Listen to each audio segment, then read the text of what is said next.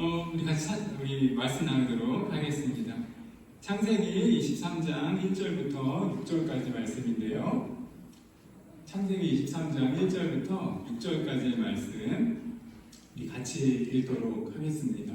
우리 같이 읽겠습니다. 사라가 127세를 살았으니 이것이 곧 사라가 누린 횟수라. 사라가 가나안 땅 헤브론 곧 기럇 아르바에서 죽음에 아브라함이 들어가서 사라를 위하여 슬퍼하며 애통하다가 그 시신 앞에서 일어나 나가서 해 족속에게 말하여 이르되 나는 당신들 중에 나그네요 거류하는 자이니 당신들 중에서 내게 매장할 술주를 주어 내가 나의 죽은 자를 내 앞에서 내어다가 장사하게 하시오.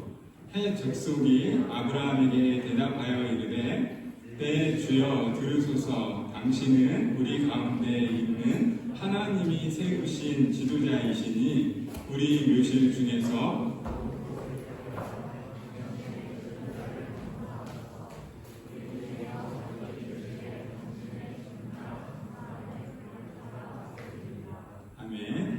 기도합니다. 사랑의 하나님 감사합니다. 우리 청년들이 하나님을 예배합니다. 우리 청년들이 자신의 물질을 하나님께 드립니다. 이 물질이 하나님의 나라와 교회를 위해서 또 수혜받는 이웃들을 위해서 아름답게 사용될 수 있도록 인도해 주십시오. 무엇보다 우리 청년들의 마음이 하나님께 집중하길 원합니다. 하나님과 소통하길 원합니다. 주여 붙잡아 주시고 특별히 우리가 드리는 것들 가운데 우리의 마음을 통해서 하나님께 영광 올려드릴 수 있는 귀한 시간을 낼 수 있도록 인도해 주십시오. 이 시간 하나님 말씀을 받습니다. 우리의 마음같이 옥토와 같이 되어서 말씀 앞에 반응하게 하시고 30배, 60배, 100배의 결실이 거두어질 수 있도록 인도해 주십시오. 감사함을 드리며 예수님의 이름으로 기도드립니다. 아멘.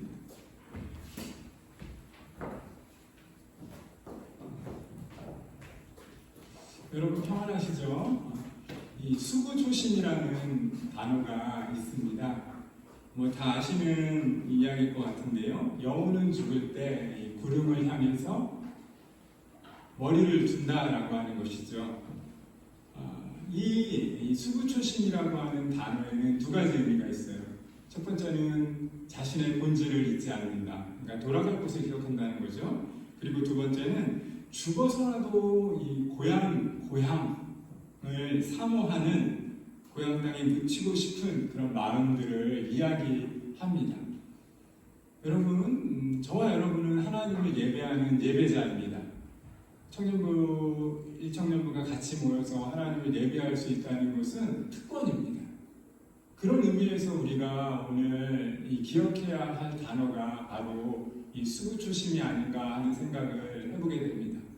만들어진 피조물, 저와 여러분이 이 땅을 살아가면서 하나님께서 우리에게 주신 사명을 감당할 수 있다는 것, 그것은 커다란 축복이라는 것입니다. 한 2달 정도 우리가 같이 물론 매주 예배는 드렸지만 그럼에도 불구하고 이렇게 모이지 못하는 그런 상황들이 있었습니다.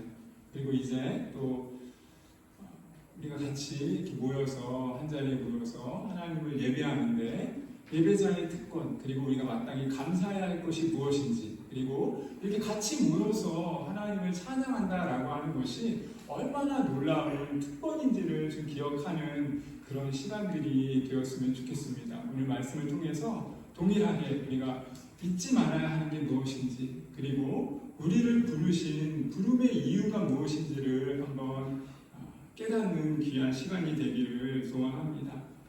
여러분, 과학의 용어에는요, 이 과학의 용어에는 3가지가 있습니다. 물론 많은 것들이 있지요. 근데 과학의 용어에 가설이라고 하는 것이 있고, 이론이라고 하는 것이 있고, 법칙이라고 하는 것이 있습니다. 가설이라고 하는 것은 오를 것으로 이렇게 추정되는 하나의 가정을 이야기하는 거예요. 근데 가설은 검증을 필요로 합니다. 어떤 현상을 설명하지만 아직 증명되지 않은 것들을 이야기할 때 가설이라고 이야기를 해요. 그 반면에 이론이라고 하는 것은 낱낱이 사물이나 현상을 일정한 원리와 법칙에 따라 설명할 수 있도록 만들어 놓은 것입니다. 가설이 검증될 수 없는 사실이라면, 검증을 요하는 사실이라면 이론은 어떤 사물이나 일정한 원리에 따라서 어떻게 정리해 놓은 것, 이렇게 이야기할 수 있습니다. 논리적으로 어떻게 보면 증명되는 것들을 의미할 때 곧잘 사용되는 표현입니다. 그런데 중요한 사실은 이 이론이라고 하는 것이 반드시 맞지 않는다는 거예요. 모든 것들이 다 이 이론에 의해서 정의되지는 않는다라고 하는 것입니다. 그런데 아까 말씀드린 것처럼 과학의 용어에는 가설이라고 하는 것이 있고 이론이라고 하는 것이 있고, 이제 세 번째 중요한 것 바로 법칙이라고 하는 것이 있어요. 이 법칙이라고 하는 것은 일정한 조건이 주어지면 반드시 성립되는 걸 의미합니다. 그래서 우리가 흔히 아는 것으로 만유인력의 법칙, 중력의 법칙, 이런 것들이 있습니다. 지금 과학 시간이 아니니까 그 세 가지만 제가 공부를 했는데, 어쨌든 가설과 이론과 법칙이라고 하는 것, 그리고 법칙이라고 하는 것이 반드시 어찌 보면 증명되어지는 일정한 조건 하에서 그것이 조건이 충족이 되면 반드시 이루어지는 현상이라고 한다면, 우리가 저와 여러분이 오늘 이 땅을 살아가면서 법칙으로 만나게 되는 하나의 현상이 있습니다. 그것은 바로 무엇이냐면 바로 죽음이라고 하는 거예요. 여러분이 20대 초반밖에 안 됐는데 죽음이라고 하는 것을 이야기하는 것이 약간은 조금 다가오지 않는 일일 수 있지만, 그럼에도 불구하고 누구나 피해갈 수 없는 삶의 법칙입니다. 산 때가 있었으면 반드시 죽을 때가 있다는 거예요. 그래서 우리는 죽음을 향해서 사실 나아갑니다. 시대는 너무나 발전했고 스마트폰 하나면 모든 것들이 해결되는 시대를 우리는 살아가고 있지만, 그럼에도 불구하고 이 죽음의 문제는 누구도 아직 해결하지 못한 채 우리는 살아갑니다. 그래서 죽음을 앞두고 있는 사람들의 마음 가운데는 평안함이 사라지고 또 두려움과 절망만 더해가는 것을 우리는 봅니다. 그런데 이 죽음의 문제를 이기신 유일한 분이 있다. 그분은 바로 예수 그리스도입니다. 이 예수 그리스도는 바로 이 죽음의 문제를 해결하셔서 저와 여러분에게 또 다른 삶의 길을 열어주셨습니다. 이것이 바로 복음이라고 하는 것이고, 저와 여러분은 복음 안에서 자유를 누리고, 우리가 육신은 비록 죽음을 맞이하게 되지만 예수 그리스도와 더불어 영적인 영원한 삶을, 영원한 생명을 꿈꾸며 살아갈 수 있습니다. 사랑하는 여러분, 죄에서 누구나 자유로울 수 없고 죽음의 문제에서 누구도 피해갈 수 없습니다. 그러나 그럼에도 불구하고 오늘 또 본문의 말씀은 한 사람의 죽음을 다루면서 한 사람의 죽음의 문제가 결코 끝이 아니었다라는 내용을 우리에게 이야기하고 있습니다. 아브라함과 그의 아내 사라에 대한 이야기인데, 아브라함이 너무나 사랑했던 사레라고 하는 여인이 127살로 죽게 되는 사건을 다루고 있습니다. 모든 이의 어머니였고 많은 사람들에게 촉망받던, 그리고 사랑받던 여인 역시, 그리고 한 남편의 아내로서 삶을 살아갔고 남편에게 정말 많은 사랑을 받았던 여인 역시 죽음이라고 하는 문제에서 그녀 역시 피해갈 수 없었습니다. 그리고 그녀가 이제 죽게 되었을 때 아브라함이 그녀를 장사 지내는 모습이 오늘 성경 창세기 23장에 나타나 있습니다. 인생에서 슬픈 일이 없으면 너무나 좋겠지만, 저와 여러분이 알다시피 인생에서는 슬픔도 있고 기쁨도 있고 어려움도 찾아오고 고난의 시간도 있고 광야를 건너는 시간이 분명히 다가옵니다. 광야라고 하는 시간, 그리고 이 고난이라고 하는 시간은 어찌 보면 우리 안에 있는 내공을 쌓아가는 시간입니다. 나의 모자람들을 돌아보고 나의 연약함들을 돌아보고 나의 내 몸을 쌓아가는 시간이라는 거예요. 사라 역시 죽음을 맞이했고 그리고 이제 그의 남편 아브라함이 이 사라의 죽음을 보면서 어떤 행동을 취하게 됐는지 오늘 성경은 이야기를 해주고 있습니다. 오늘 이 부분 말씀을 통해서 수구초신 우리가 반드시 기억해야 할 삶의 법칙 두 가지를 말씀드리면서 은혜를 나누고자 합니다. 첫 번째로 여러분들 그리고 제가 기억해야 할 것은 무엇이냐면 바로 내세가 있다는 것, 내세의 소망을 두고 인생을 살아가자는 것입니다. 여러분 말씀드렸어요. 여러분은 20대 초반이에요. 그래서 죽음이 너무나 낯설게 느껴집니다. 그런데 이것은 피해갈 수 없는 삶의 법칙이에요. 빠르고 늦고의 차이가 있을 뿐 우리는 누구나 죽음을 맞이합니다. 그렇다면 이 죽음을 어떻게 준비할까? 라고 하는 것이 우리에게 남겨져 있다는 것이죠. 아브라함의 아내 사라는 이 127세를 일기로 그녀는 삶을 마칩니다. 여러 실수가 있었고 아브라함과의 관계에서 그리고 사라의 어떻게 보면 가장 커다란 특징 중에 하나는 무엇이냐면 너무나 이뻤다는 거예요.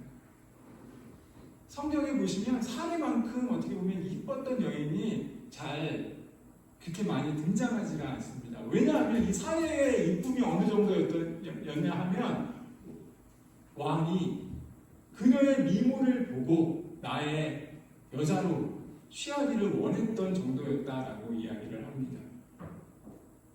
어쨌든 이 사라의 미모는 아마 늙어서도 아마 정말 값지고 아주 귀했던 오드리 헵번과 같은 그런 여인이 아니었을까 하는 생각을 해보게 되는데요. 어쨌든 사라 역시 127세를 일기로 그녀 역시 죽게 됩니다.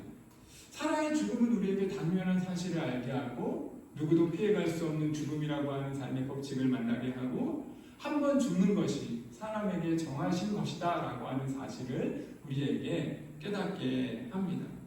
그런데 중요한 사실은 무엇이냐면 믿는 자들에게는 위로가 있다는 거예요. 남겨진 자들 그리고 하나님의 약속을 믿는 자들에게는 비록 한 사람의 죽음을 바꾸고 한 사람의 죽음을 통해서 또 다른 삶을 살아가야 하지만 이제 그들에게 맡겨진 것은 내세가 있다는 것, 미래가 있다라고 하는 것, 영원한 삶이 주어진다라고 하는 사실을 기억할 수 있는 은혜가 필요하다는 것입니다. 오늘 본문의 아브라함의 말씀을 한번 가만히 살펴보도록 하겠습니다. 우리가 다시 한번 4절 말씀을 한번 같이 읽어봤으면 좋겠는데요. 우리 같이 한번 읽겠습니다. 시작. 나는 당신들 중에 나그네요 거류하는 자이니 당신들 중에서 내게 매장할 소유지를 주어 내가 나의 죽은 자를 내 앞에서 내어다가 장사하게 하시오. 말씀드렸어요. 아내가 죽었습니다. 아브라함 마음이 얼마나 어찌 보면 절망감이 다가오겠어요. 아브라함은 아마 되게 절망했을 것입니다. 사랑하는 남편, 아내의 죽음을, 배우자의 죽음을 맞이하기에 그 안에 분명히 어려움이, 낙심이 존재했을 것입니다. 그런데 아브라함은 정신을 차립니다. 다시 어떻게 이 상황을 헤쳐나가야 할지 정신을 차려요. 그러면서 무엇이라고 이야기하냐면 내가 나의 죽은 자를 내 앞에서 내어다가 장사할 수 있도록 매장지를 달라라고 그가 거류했던 그가 지금 머물고 있었던 헤브론 땅 기럇 야르바의 사람들에게 이야기를 합니다. 여러분 충격 중에 가장 커다란 충격이 뭘까요? 여러 가지 충격이 있겠지만 우리는 죽음이라고 하는 것이 내가 사랑하는 사람의 죽음이라고 하는 것을 경험하게 될 때 아마 그 충격은 헤어날 수 없을 겁니다. 그리고 그 사랑하는 아버지, 어머니, 또 형제, 누나 이런 사람들이 나의 죽음의 대상으로 다가왔다면 아마 그 충격은 헤어나기가 좀처럼 쉽지 않을 거예요. 충격 지수를 보더라도 배우자를 잃었던 사람의 그 충격 지수, 위로 슬픔의 지수가 가장 크다라고 하는 것을 통계학적으로도 우리는 만나게 됩니다. 근데 아브라함은 중요한 사실은 무엇이냐면 이제 아내의 죽음을 어찌 보면 당당하게 나의 사랑하는 여인의 죽음을 맞아들이면서 그가 4절 말씀에서 자기의 신분에 대해서 분명히 이야기하고 있다는 거예요. 그 신분을 이렇게 이야기한다는 겁니다. 나는 당신들 중에 나그네요 거류하는 자이니 라고 이야기를 하고 있습니다. 이것은 분명히 사실이에요. 디란 야네바라고 하는 헤브론 땅에 아브라함은 머무르는 거류하는 그런 사람입니다. 이방인으로 삶을 살아갔다는 거예요. 그런데 이것은 커다란 의미에서 더 궁극적인 의미로 어떤 걸 이야기하는 거냐면 아브라함 자신이 내 삶의 주인이 누구인지를 분명히 알았다고 하는 사실을 반영해 주는 것입니다. 지금 당장은 내가 거류하는 사람밖에 되지 않고 나그네밖에 되지 않는데 어찌 보면 나의 인생의 전체의 종착역에서 내 인생이 100년을 살건 200년을 살건 50년을 살건 그 인생의 종착역 속에서 나는 어떤 사람이라고요? 나그네이고 우거하는 사람이다라고 하는 사실을 온전히 깨달았다라고 하는 사실을 보여주는 것이라는 것입니다. 짧은 하나의 단어 속에서 나그네로 거류하는 자입니다 라고 하는 단어 속에서 나그네의 정체성, 아브라함의 정체성이 무엇인지를 이야기하고 있다는 것입니다. 무슨 이야기입니까? 나그네는 떠돌아다니는 사람이잖아요. 향방 없이 거할 곳이 없이 떠돌아다니는 그런 사람이잖아요.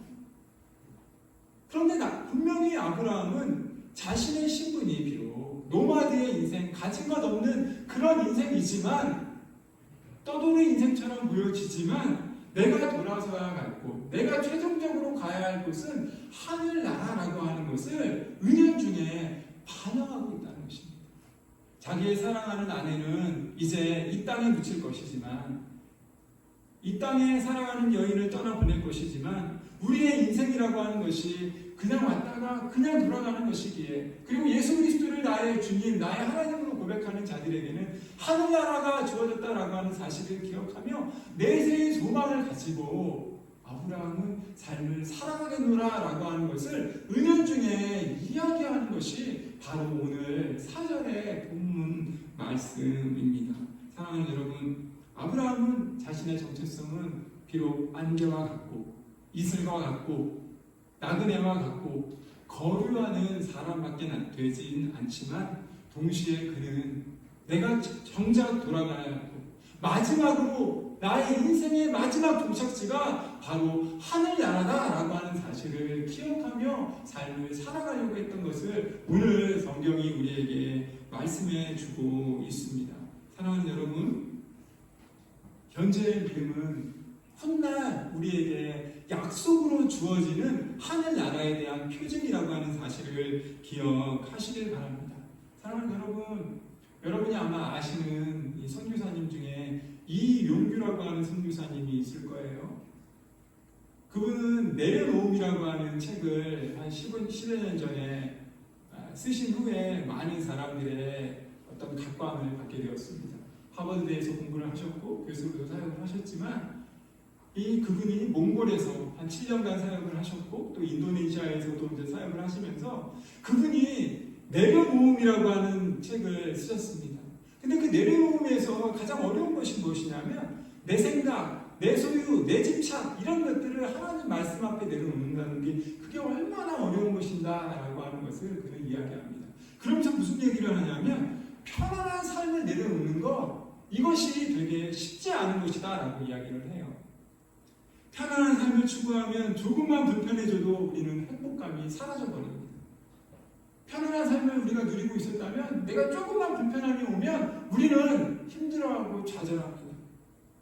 여러분, 그런 하버드대에서 공부할 정도의 석학이 몽골에서 사역을 한다고 했을 때 얼마나 어려움들이 많았겠어요. 내가 이렇게 가진 특권이 많은데, 내가 가지고 있는 지식이 이렇게 많은데, 내가 가진 소유가 이렇게 많은데, 내가 가지고 있는 자녀가 얼마나 뛰어난데, 이런 특권들을 내려놓는 것이 얼마나 쉽지 않겠습니까? 그런데 내세를 소망하는 사람이라면, 노마드의 삶을 살아가는 사람이라면 하늘나라에 주어질 하늘의 양식을 기대하면서 오늘 내세를 소망하면서 내가 버릴 수 있는 것, 그리고 하나님의 은혜로 채울 수 있는 것을 기억하며 말씀 앞에 내려놓는 연습이 필요하다는 것입니다.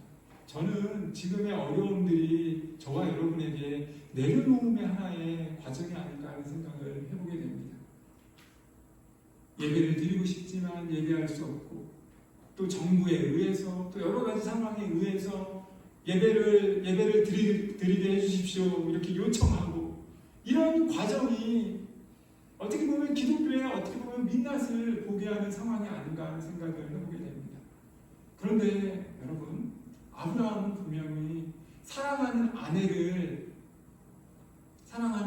위해서 매장지를 예비하면서 자신의 정체성이 나는 안개와 같고 나는 거류하는 사람일 뿐이다, 그리고 내가 돌아갈 곳이 있다라고 하는 것을 기억하며 말씀으로 반응하였습니다. 소원하기는 저와 여러분에게 주어진 삶을 다시 한번 돌아보면서 내세를 소망하면서 미래를 다듬어가는 저와 여러분의 삶이 되기를 주님의 이름으로 소원하고 축복합니다. 그 두 번째로 말씀드리고 싶은 그 인생의 법칙 가운데 하나는 반드시 삶의 대가를 지불하셔야 한다는 거예요. 하나님의 은혜가 아니고서는 공짜는 없습니다, 세상에. 여러분, 다윗에게서의 1+1을 좋아하십니까? 여러분, 세상에 꼭 공짜는 없어요. 하나님의 은혜 말고. 여러분, 오늘 성경 말씀을 가만히 보시면 아브라함은 약속의 땅 가나안을 취합니다. 다시 오늘 성경 말씀을 가만히 보시면 여기에 삶의 초점은 어디에 있는 거냐면, 아브라함이 아내 사라를 위해서 헤브론 땅을 취했다라고 하는 것에 있지 않습니다. 아브라함이 사랑하는 아내의 매장지를 얻었다라고 하는 것이 초점이 있는 것이 아니라, 제가 본문 말씀을 다 읽지는 않았지만 6절 말씀과 16절 말씀을 보면 6절 말씀은 이렇게 이야기해요. 내 주여 들으소서. 당신은 우리 가운데 있는 하나님의 세우신 지도자이시니 우리 묘실 중에서 좋은 것을 택하여 당신의 죽은 자를 장사하소서. 우리 중에서 자기 묘실에 당신의 죽은 자 장사함을 금할 자가 없으리이다 라고 말합니다. 아브라함은 헷 족속에게 떠돌아다니는 사람인데, 거기에 어떻게 보면 주인과 같았던 헷 족속 사람들에게 내 아내를 위해서 매장지를 주십시오라고 이야기를 했다는 거예요. 그런데 헷 족속의 반응이 너무나 다릅니다. 뭐라고 얘기하냐면, 여러분, 당신이요, 당신을 향해서, 아브라함을 향해서 내 주여 들으소서라고 이야기합니다. 당신은 우리 가운데 지도자입니다. 그러니까 우리가 이 땅을, 아내를 위해서, 그리고 사랑하는 자손들을 위해서 그냥 다 드리겠습니다. 여러분, 죽임이 전도된 장면이 나타나는 거예요. 아브라함은 자신은 거류인이고 자신은 안개 같은 사람이고 나는 이 땅에 머물 수 없는 사람이라고 이야기를 하는데, 그에 반해서 그 땅의 원래 주인이었던 헷 족속은 어떻게 이야기한다고요? 당신이 우리의 조상입니다. 당신이 우리의 조상인데 어떻게 당신을 위해서 그냥 사랑하는 아내의 그 묘실 하나를 그냥 드리겠습니다 이렇게 이야기하는 거예요. 죽임이 전도된 장면이 본문에 나타나는 겁니다. 그런데 문제는 뭡니까? 성경 본문을 다 읽진 않았지만 16절 말씀을 보면 제가 이렇게 말씀드릴게요. 16절 말씀을 제가 성경을 읽어보도록 하겠습니다. 아브라함이 에브론의 말을 따라 에브론의 헷 족속에 붙는 데서 말한 대로 상인이 통용하는 은 400세겔을 달아 에브론에게 주었더니라고 말합니다. 무슨 얘기냐면, 아브라함은 이제 주인이었던 헷 족속이 공짜로 가져가십시오라고 이야기했음에도 불구하고 그 땅에 대한 값을 은 400이라고 하는 것을 주면서 그 땅을 취했다라고 이야기를 하고 있습니다. 여러분, 그 땅을, 그 가나안 땅은 약속의 헷 족속, 그 머물렀던 기럇 아르바라고 하는 땅은 하나님께서 아브라함과 이스라엘 백성들에게 원래 주신 땅이에요. 그럼에도 불구하고 거기에 머물렀던 헷 족속을 위해서 아브라함은 값을 주고 그 땅을 취한다라고 하는 것입니다. 사랑하는 여러분, 하나님의 은혜 아니고는 우리 삶 가운데 공짜는 없다는 거예요. 공짜 인생 살지 마시고 싸구려 인생 살지 마시고 하나님을 향해서 여러분의 젊음을 드리고 여러분의 열정을 드리고 하나님 나라를 위해서 여러분이 헌신하면 하나님께서 여러분의 미래를 어떻게 바꾸어 가실지를 기대하시라는 것입니다. 값을 주고 정당한 값을 지불하고 하나님 나라를 위해서 아름답게 살아가십시오. 여러분, 저는 여러분들에게 밥 사주고 차 사주고 이런 거 상당히 좋아하는 스타일입니다. 아마 여러분들도 많이 아실 거예요. 그냥 카드 주잖아요. 가서 밥 먹고 오라고. 나 안 가고. 나가면 불편하니까. 그래서 카드만 주고 여러분들끼리 가서 밥 먹으라고 그러잖아요. 근데 여러분, 한 가지 기억하셔야 될 게 있어요. 이 땅을 살아가면서 하나님의 은혜 아니고는 공짜는 없어요. 제가 그렇게 하는 이유는요, 제가 어렸을 때 제가 청년부를 제가 모태신앙으로 자라오면서 정말 많은 선생님들, 선배들, 그리고 지도자들, 동역자들에게 베풀었던, 그들에게 나에게 주었던 그 은혜의 강도가 너무나 크기 때문이에요. 제가 그걸 어떻게 갚을 방법이 없네? 그러니까 여러분들은 나의 마루타야. 그러니까 내가 그냥 주는 거야. 내가 받았던 거 그냥 그대로 여러분들에게 전달하는 것밖에 없습니다. 사랑하는 여러분, 이 세상에 하나님의 은혜만 공짜예요. 분명히 아브라함도 그 땅의 지도자라고 이야기하였던 아브라함임에도 불구하고 아브라함은 은 400이라고 하는 돈을 주면서 사랑하는 아내의 무덤을 삽니다. 여러분, 이 땅을 살아갈 때 우리가 집중해야 할 것이 무엇인지, 우리가 버려야 할 것이 무엇인지, 그리고 우리가 취해야 할 것이 무엇인지를 분명하게 기억하면서 주님 바라보면서 믿음의 걸음을 걸어가는 저와 여러분의 삶이 되길 바랍니다. 우리가 취해야 할 것이 무엇인지, 그리고 우리가 내려놓아야 할 것이 무엇인지, 그리고 헌신에는 반드시 대가를 지불하고 하나님의 은혜를 경험하는 저와 여러분의 삶이 되기를 주님의 이름으로 소원하고 축복합니다.